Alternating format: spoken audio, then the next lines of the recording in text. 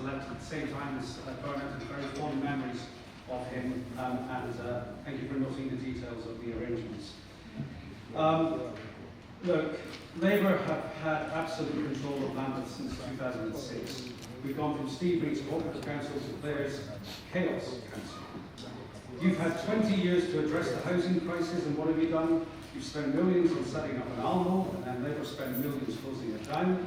Labour then spent tens of millions setting up Homes for Lambeth, and then spent tens of millions closing it down, and you're still writing off debt, except you haven't even managed to close it down following the trashing of the 2022 Cllr review. It staggers on in zombie form.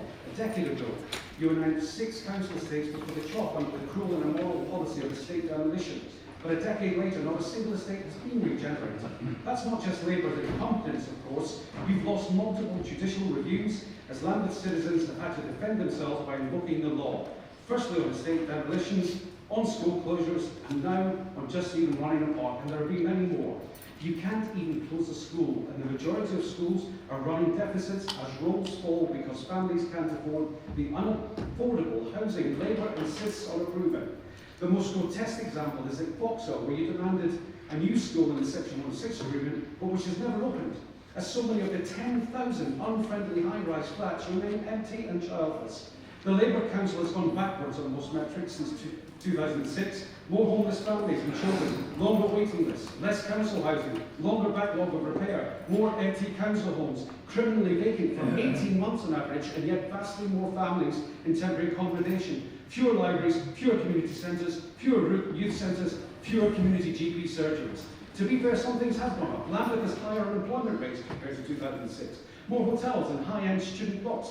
Vastly more unaffordable homes, more inequality, more congested roads, more judicial reviews lost, and much, much more in debt. A ballooning £1.1 billion debt, a current overspend, more damning auditors' reports, and an emergency £40 million housing loan. Lambeth Labour pretends it hasn't got a foreign policy. It pretends there's no Gaza genocide, refuses to talk about it, gags its councillors referring to genocide, even to refusing petitions from their own residents about genocide.